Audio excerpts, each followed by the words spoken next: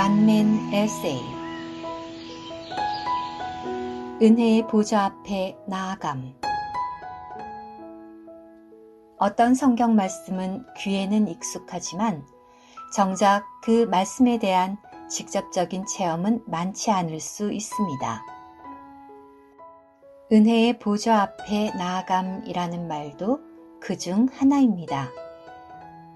은혜니 보좌니 혹은 나아감 같은 한국말은 그리 어려운 용어도 아니고 신앙생활을 하다 보면 심심치 않게 들을 수 있는 표현들입니다. 개인적으로는 은혜의 보좌 앞에 함께 갑니다로 시작되는 찬송가를 좋아합니다. 그런데 이 말을 삶 속에 실제로 적용하려고 하면 정작 어떻게 하는 것이 은혜의 보좌 앞에 나아가는 것인지 잘 모를 수 있습니다. 아마도 이것이 영적인 영역의 이야기이고 특히 보좌라는 말이 걸림돌이 될 수 있습니다. 왜냐하면 요즘 일상생활에서는 거의 안 쓰는 말이고 보좌 그러면 저 멀리 하늘 어디쯤 있을 듯하여 공간적인 거리감이 느껴지기 때문입니다.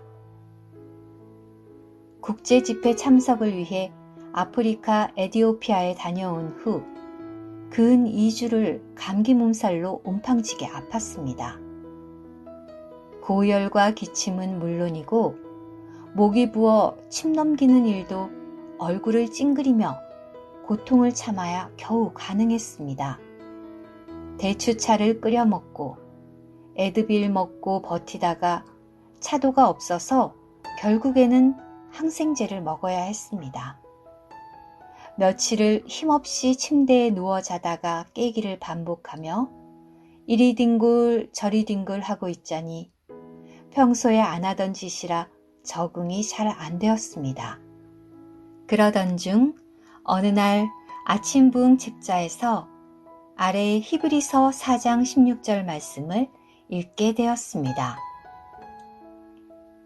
그러므로 우리가 긍휼을 받고 은혜를 입어서 때맞추어 도움을 얻기 위하여 은혜의 보좌 앞에 담대히 나아갑시다. 저는 침대에 누워서 간절히 기도했습니다. 오 주님, 이 시간 이 말씀이 말하는 그 은혜의 보좌 앞에 나아가기 원합니다. 오 주 예수님, 제가 때를 따라 돕는 은혜를 입게 하여 주옵소서. 그 후 조금 더 힘을 내어 이 말씀에 대한 다음과 같은 신약 성경 회복력 해당 각주를 읽어보았습니다. 의심할 것 없이 여기 언급된 보좌는 하늘에 있는 하나님의 보좌이다. 하나님의 보좌는 온 우주에 대한 권위의 보좌이다. 그러나 믿는 이들인 우리에게는 은혜의 보좌가 되며 이것은 지성소 안에 있는 속죄덮개로 상징되었다. 이 보좌는 하나님과 어린 양의 보좌이기도 하다. 여전히 이 땅에서 살고 있는 우리가 어떻게 하늘에 있는 하나님과 어린 양, 곧 그리스도의 보좌로 갈 수 있는가? 그 비결은 4장 12절에 언급된 우리의 영이다. 하늘에 있는 보좌에 계시는 그리스도, 바로 그분은 또한 지금 우리 안에, 즉 하나님의 처소가 있는 우리의 영 안에 계신다. 오늘 우리의 영은 하나님의 처소이기 때문에 이제 우리의 영이 하늘의 문이다. 여기서 그리스도는 사다리로서 땅에 있는 사람들인 우리를 하늘로 연결시키시고 하늘을 우리에게로 이끄신다. 그러므로 우리가 우리의 영으로 돌이킬 때마다 그리스도를 통해 하늘의 문을 통해 들어가서 하늘에 있는 은혜의 보좌를 만진다. 위 내용을 읽으면서 은혜의 보좌와 관련하여 제 안에 더 선명하게 정리되는 몇 가지가 있었습니다. 어디에 은혜의 보좌가 있는가? 구약에서 속죄소는 지성소 안에 놓여 있었습니다. 그런데 놀랍게도 로마서 3장 25절은 부활 후에 생명 주는 영으로 우리 영 안에 들어오신 주 예수님 자신이 구약의 속죄소의 실제이심을 말합니다. 대다수 번역본은 이것을 화목제물로 오역을 하는데 원문은 힐라스테리온이므로 같은 단어가 쓰인 히브리서 9장 5절처럼 이곳도 화목제물이 아닌 화해 장소, 속죄소 혹은 자비석으로 번역되어야 합니다. 따라서 체험의 방면에서 말한다면 신약시대의 은혜의 보좌는 거듭난 사람의 영 안에 있다고 할 수 있습니다. 어떻게 은혜의 보좌 앞에 나아가는가? 구약시대의 속죄소가 놓인 지성소는 대제사장만이 1년에 단 한 번 속죄일에 들어갈 수 있었습니다. 그러나 지금은 예수님께서 성소와 지성소 사이의 휘장을 제거하시고 새롭고 살아있는 길을 여셨기에 히브리서 기자는 형제님들, 우리가 예수님의 피로 말미암아 담대하게 지성소에 들어가게 되었습니다. 라고 말합니다. 따라서 우리가 현재 어떤 상태에 놓여 있든지 우리의 방황하는 혼, 성소에서 거듭난 영, 즉 지성소로 돌이키기만 하면 즉시 은혜의 보좌 앞에 나아갈 수 있습니다.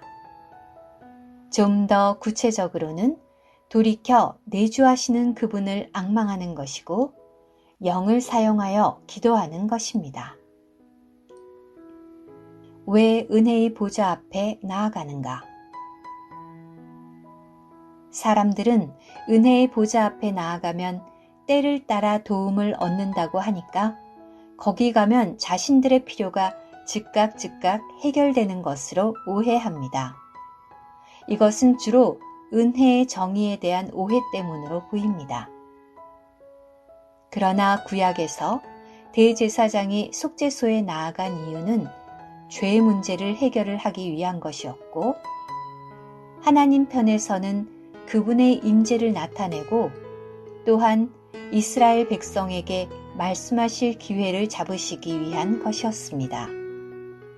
이러한 원칙은 신약 시대인 오늘날에도 그대로 유지된다고 봅니다. 속죄소를 궤 위에 얹고 내가 내게 줄 증거판을 궤 속에 넣으라.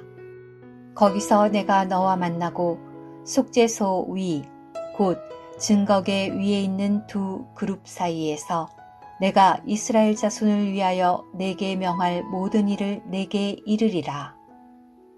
출애굽기 25장 21절 22절. 위 은혜의 보좌에 관한 말씀을 묵상할 때 떠올랐던 아래 말씀 또한 우리가 은혜의 보좌 앞에 나아가야 할 또 하나의 이유일 수 있습니다. 즉 아래 본문에서 우리가 너울을 벗은 얼굴로 주님의 영광을 바라보는 것이 은혜의 보좌 앞에 나아가는 것이라면 그 결과 그분에게서 흘러나온 어떤 것이 우리 존재를 적시고 또한 우리 존재를 통해 나타나는 것, 즉 그분과 동일한 형상으로 변화되는 것 또한 우리가 은혜의 보좌 앞에 나아가야 할 주요한 이유 중 하나입니다. 그러나 우리 모두는 너울을 벗은 얼굴로 거울처럼 주님의 영광을 바라보고 반사함으로써 그분과 동일한 형상으로 변화되어 영광에서 영광에 이릅니다. 이것은 주 영에게서 비롯됩니다. 고린도후서 3장 18절. 즉, 우리는 우리의 영 안에서 하나님을 만나고 그분에게서 말씀을 들으며 그분의 영광으로 우리의 존재가 적셔져서 그분과 같은 형상으로 변화되기 위해 은혜의 보좌 앞에 나아가는 것입니다. 오 주 예수님, 이 시간 우리의 참된 필요는 주님 자신임을 고백합니다. 매 순간 주님께 돌이켜 긍휼의 자리에서 머물며 당신의 영광을 바라보고 적셔지고 또 반사하게 하옵소서. 아멘.